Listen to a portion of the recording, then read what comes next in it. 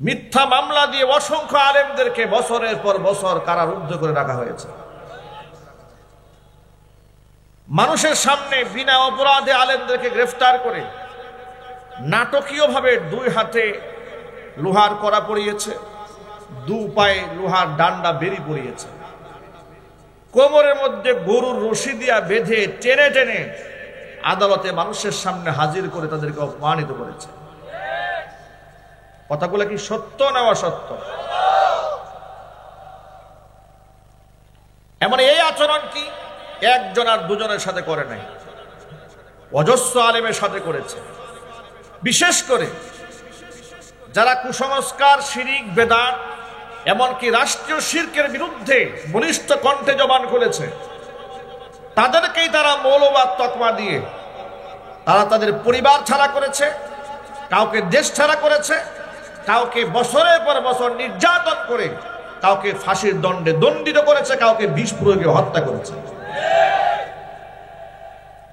এভাবে আলেমদেরকে কোণঠাসা করে রাখা হয়েছিল বছরের পর বছর। দুঃখজনক বাস্তবতা, পৃথিবীর 2য় বৃহত্তর মুসলিম দেশ বাংলাদেশে আলেমদের সেই অবদানগুলো কখনো জাতীয়ভাবে স্বীকার করা হয়নি। জাতীয় পর্যায়ের কোনো চ্যানেলে, কোনো মিডিয়াতে আলেমদের অবদানকে তুলে ধরা হয়নি। সব সময় আলেমদেরকে ব্যাকডেটেড হিসেবে, পিছিয়ে পড়া জাতিগোষ্ঠী হিসেবে, কিংবা রাষ্ট্রের জন্য বুঝা অথবা অকল্যাণকর এই হিসেবে জাতির সামনে যুগ যুগ ধরে প্রচার করা হয়েছে, প্রসার করা হয়েছে। অথচ সীমাহীন অবদান রয়েছে আলেমদের।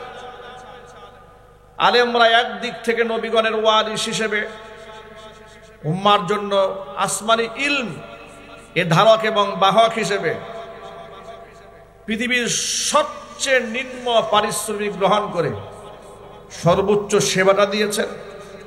সাথে সাথে জাগতিক বিপদ যদি এসেছে, আলেমরা সবার আগে, এদেশের ক্লান্তি লগ্নে, ক্রাইসিস মোমেন্টে সবার আগে আলেমরাই মানুষের পাশে গিয়ে দাঁড়িয়েছে।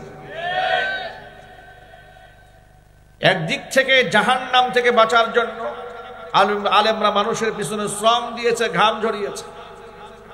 অপর দিক থেকে দুনিয়ার কোন মুসিবতে যদি এদেশের মানুষ পাকড়াও হয়েছে, আক্রান্ত হয়েছে, তাহলে বিপদগ্রস্ত সেই মানুষের পাশে আলেমদের কাফেলা সবার আগে গিয়ে দাঁড়িয়েছে।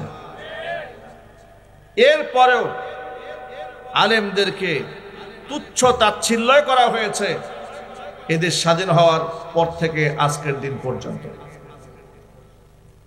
এমনকি বড় দুঃখজনক বাস্তবতা, ইসলামিক কৃষ্টি কালচারকে এত নিকৃষ্টভাবে মিডিয়াগুলোতে উপস্থাপন করা হয়েছে যাতে করে এর প্রতি কারো শ্রদ্ধা ভক্তি না থাকে।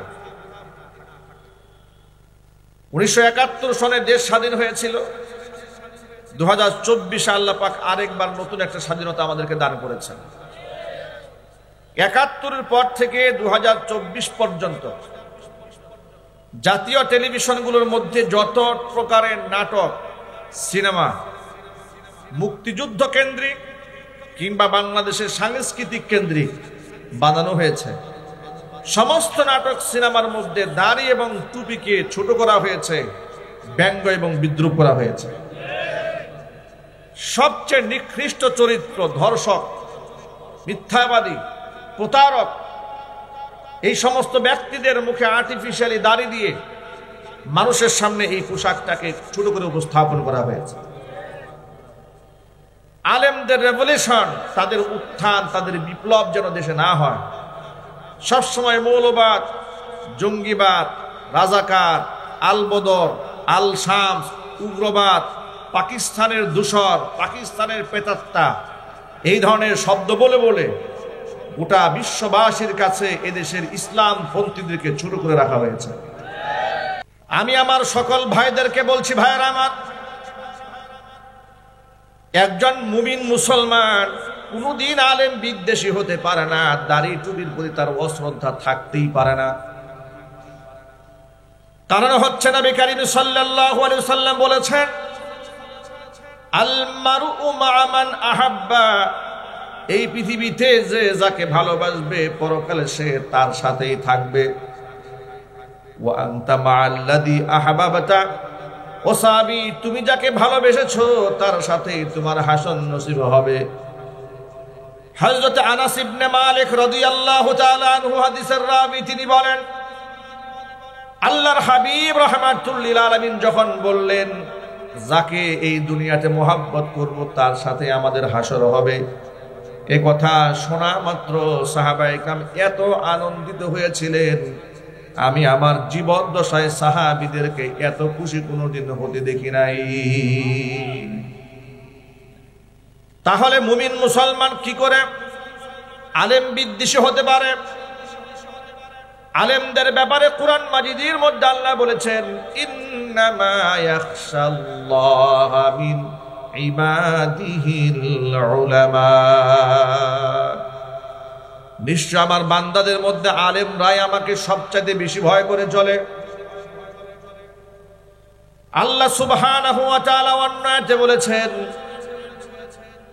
কুল হাল ইয়াস্তাবিল্লাযীনা ইয়া'লামুনা ওয়াল্লাযীনা লা ইয়া'লামুন ইন্নামা ইয়াতাযাক্কারু উলুল আলবাব। নবীজি আপনি বলুন যারা জানে আর জানে না তারা কোনদিন সমান হতে পারে নাকি? মানে যারা আলেম আর যারা আলেম নন তারা কখনো সমান হতে পারে? কোনদিন তারা সমান হতে পারে না।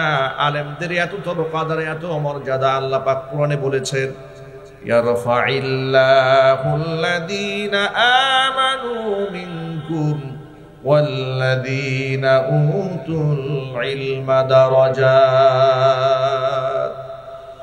ইমানদারদেরকে আমি আল্লাহ তাআলা সম্মানিত করব। ওয়াল্লাযীনা উতুল ইলমা দারাজাত, আর যাদেরকে ইলম দান করা হয়েছে তাদের সীমাহীন মর্যাদা আমি আল্লাহ পাক বৃদ্ধি করে দেব, এটা আল্লাহ পাকের ওয়াদা। আলেমদের সম্মান আল্লাহ দুনিয়াতেও দেবেন, আল্লাহ পাক আখিরাতেও দেবেন।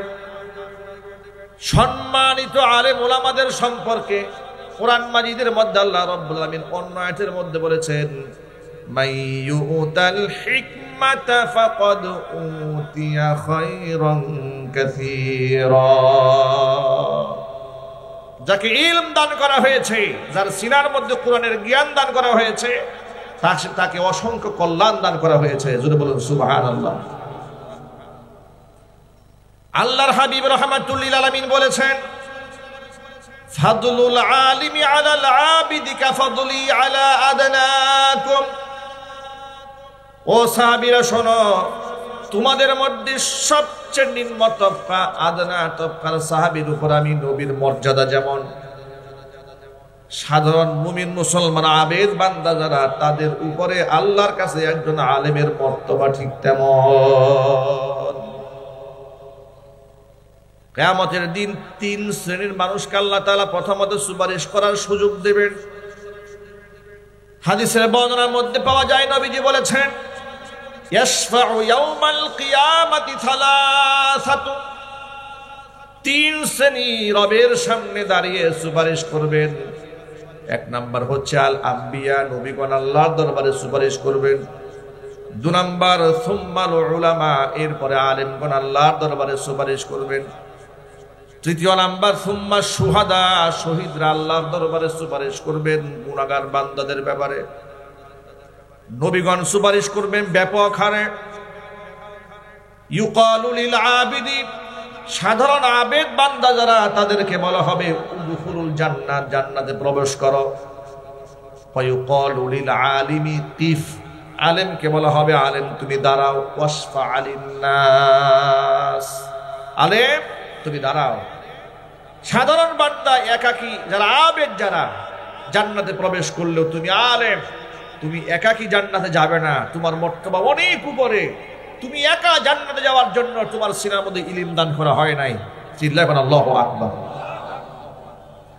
আলেমকে দাঁড় করিয়ে দেওয়া হবে, বলা হবে কিফ দাঁড়াও। ওয়াসফা আলিন নাস, মানুষের জন্য সুপারিশ করা। অন্য একটা হাদিসের মধ্যে এসেছে আলেমদের সুপারিশকৃত মানুষের সংখ্যা ওয়ালাউ কানা আদাদান নুজুম, আসমানের নক্ষত্র সমতুল্য যদি হয়ে যায়, আলেমদের সম্মানে আল্লাহ তাআলা অগণিত নক্ষত্র সমতুল্য মানুষদেরকে আল্লাহ মাফ করে দিবেন। সে আলেম ওলামাদের প্রতি মানুষ বিদ্বেষ ভাব কি করে পোষণ করে? সে আলেমদেরকে রাষ্ট্রের শত্রু মানুষ কি করে তারা চিন্তা ভাবনা করে? আপনি একটু দুনিয়ার বাস্তবতার দিকে তাকিয়ে দেখুন, একটু লক্ষ্য করুন। দেশ এবং রাষ্ট্র যখনই কোনো ক্রাইসিস মোমেন্টে পড়েছে, সবার আগে আলেমরা দুনিয়াতেও তাদের পাশে গিয়ে দাঁড়িয়েছে। বিপদেই তো আসল বন্ধুর পরিচয় পাওয়া যায়, ঠিক কিনা বলেন? সুদিনে তো বন্ধুর কোনো অভাব থাকে না, কিন্তু দুর্দিনে কয়জন বন্ধু পাওয়া যায়, এটাই হচ্ছে আসল ব্যাপার। কয়েকদিন আগে আপনারা দেখেছেন কুমিল্লা, ফেনী, নোয়াখালী, লক্ষ্মীপুর অঞ্চলে যে ভয়াবহ বন্যা দেখা দিল।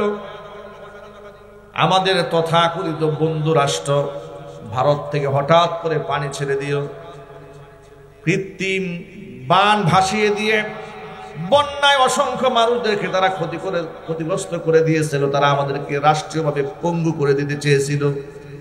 এই জন্য আমি আমার ভাষায় বহু জায়গায় বলেছি, ভারতের মতো বন্ধু যাদের আছে পৃথিবীতে তার কোনো শত্রুর দরকার নাই। ওরা চেয়েছিল আমাদেরকে শেষ করে ফেলতে।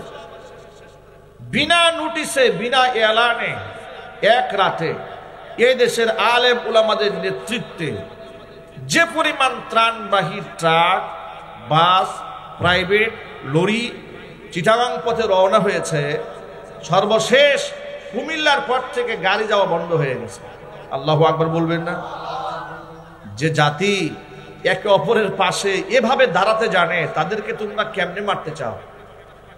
তোমরা কি তোমাদের মতো ওই জাতিগোষ্ঠী মনে করেছ? এরা তো মুসলমান, যারা সাহাবায়ে কেরামের কাছ থেকে শিক্ষা গ্রহণ করেছে। ওয়ায়ুথিরুনা আলা আনফুসিহিম ওয়ালাউ কানা বিহিম খাসাসা। নিজেদের চাহিদা, নিজেদের মুসিবত, নিজেদের সমস্ত সমস্যাকে পায়ের নিচে দলে মুছতে যারা অন্যকে নিজের উপর প্রাধান্য দিতে জানে, সেই জাতির নাম হচ্ছে মুসলমান। চিল্লায় বলেন আল্লাহু আকবার। আলেম ওলামারা সেখানে রওনা হলেন। লক্ষ লক্ষ কোটি কোটি টাকার ত্রাণ নিয়ে আলেমরা সেখানে দাঁড়ালেন। শুধুমাত্র একজন আলেম, শেখ আহমদুল্লাহ হাফিজাহুল্লাহ আস-সুন্নাহ ফাউন্ডেশনের মাধ্যমে একজন আলেমের কাছে শত কোটি টাকার ত্রাণ মানুষ বিশ্বস্ততার সাথে পৌঁছে দিয়েছে। সুবহানাল্লাহ বলেন। শেখ আহমদুল্লাহ হাফিজাহুল্লাহ আস-সুন্নাহ ফাউন্ডেশন সম্পর্কে বাংলাদেশের কথিত এক বুদ্ধিজীবী নিজুম মজুমদার উর্ফে হারপিক মজুমদার, হারপিক মজুমদার বলেছিল, যা সুন্নাহ ফাউন্ডেশনের মাধ্যমে যে এত ত্রাণ আসে, কোথায় কি খরচ হয় না হয়, এটা একটু খতিয়ে দেখা দরকার।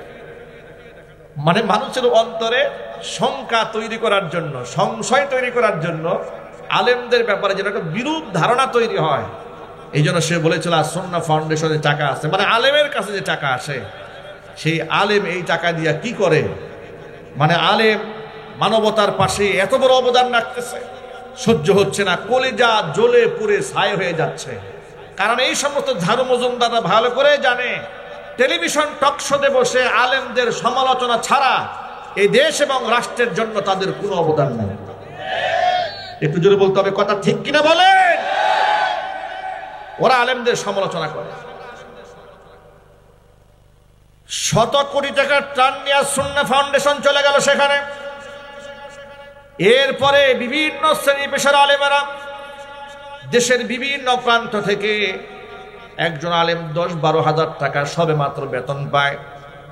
এরপরে নিজের পকেটের টাকা খরচ করে মুসল্লিদের কাছ থেকে চাঁদা কালেকশন করে, কষ্ট করে শত শত কিলোমিটার জার্নি করে মানুষের পাশে গিয়ে দাঁড়িয়েছে।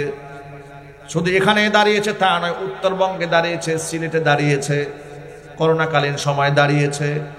রাষ্ট্র যখনই বিপদগ্রস্ত হয়েছে, মুসিবতগ্রস্ত হয়েছে, আলেমরাই প্রমাণ দিয়েছে দেশ এবং জাতির জন্য আলেমদের চাইতে পরম বন্ধু এই দেশে আর নাই।